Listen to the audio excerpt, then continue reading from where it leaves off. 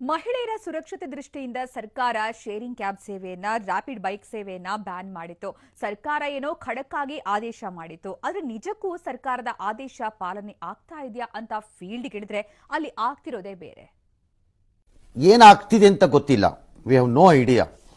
Ola Uber ಕಂಪನಿಗಳ ಆಟಾಟೋಪಕ್ಕೆ ಇಲ್ವಾ ಕಡಿವಾಣ?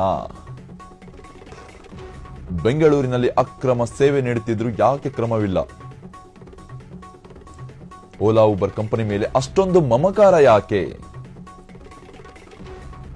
ಕಣ್ಮುಂದೆ ಅಕ್ರಮ ನಡೀತಿದ್ರು ಸಾರಿಗೆ ಇಲಾಖೆ ಅಧಿಕಾರಿಗಳ ಜಾಣ ಮೌನ ವಹಿಸ್ತಾ ಇದ್ದಾರೆ.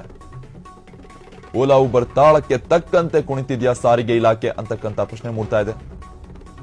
ಓಲಾ ಊಬರ್ ಕಂಪನಿಗಳ ಆಟಾಟೋಪಕ್ಕೆ ಇಲ್ವಾ ಕಡಿವಾಣ ಸರ್ಕಾರದ ಕಡೆಯಿಂದ? ಬೆಂಗಳೂರಿನಲ್ಲಿ ಅಕ್ರಮ ಸೇವೆ ನೀಡುತ್ತಿದ್ರು ಯಾಕೆ ಕ್ರಮವಿಲ್ಲ ಅಂತಕ್ಕಂಥ ಪ್ರಶ್ನೆ ಮೂಡ್ತಾ ಇದೆ. ಈ ನನ್ನ ಮಕ್ಕಳು ಅನ್ನ ತಿಂತಾರ ಏಳ್ ತಿಂತಾರಣ್ಣ. ಈ ನನ್ನ ಮಕ್ಕಳು ಅಕ್ರಮ ನಂಬರ್ 3, ರ್ಯಾಪಿಡ್ ಬೈಕ್ ಸೇವೆಗಿಲ್ಲ ಬ್ರೇಕ್. ಏನು ಬೈಕ್ ಸೇವೆ ಕೂಡ ಅಷ್ಟೇ, ಅದು ಕೂಡ ನಿಂತಿಲ್ಲ.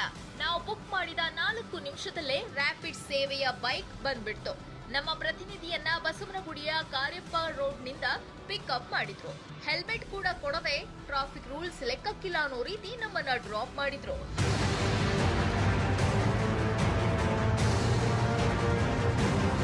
ಇವಾಗ ಓಡಿಸ್ತಾ ಇರೋ ಡ್ರೈವರು ಟೂ ವೀಲರ್ ಓಡಿಸ್ತಾ ಇರ್ತಾನೆ. ಇವಾಗ ಅವ್ನ ಮನೆ ಮಟ್ಟ ಎಲ್ಲ ಮಾರ್ಕೋಬೇಕಷ್ಟೇ. ಇವಾಗ ನಮ್ದಾದ್ರೆ ಇನ್ಸೂರೆನ್ಸ್ ಅವು ಕ್ಲಿಯರ್ ಆಗುತ್ತೆ. ವೈಟ್ ಬೋರ್ಡ್ ಏನು ಕ್ಲೈಮ್ ಆಗಲ್ಲ. ವೆಂಕಟರಾಮ ಸ್ವಾಮಿ ಪಾದಾಲ ಗೋವಿಂದೋ ಗೋವಿಂದೋ. ಚಾಲಕರಿಗೆ ಬಹಳ ತೊಂದರೆ ಆಗ್ತದೆ ಅಂತ ಹೇಳ್ತಾನೆ ಇದ್ರು. ನಿಮ್ ಕಾರಣ ನೀವೆಲ್ಲ ಹಾಳಾಗೋಯ್ತೀರಾ, ಹಾಳಾಗಿ ಅಕ್ಕುಟ್ಟೋಗಿ ಸತ್ತೋಗ್ಬಿಡ್ತೀರಾ. ಕರೋನಾ ಬಂದು ಎಂತೆಂತವ್ರು ಸಾಯ್ತಾರೆ, ನಿಮ್ಮಂತೂ ಸಾಯ್ತಾ ಇಲ್ಲ. ನಂಗೆ ಅದೇ ಬೇಜಾರ.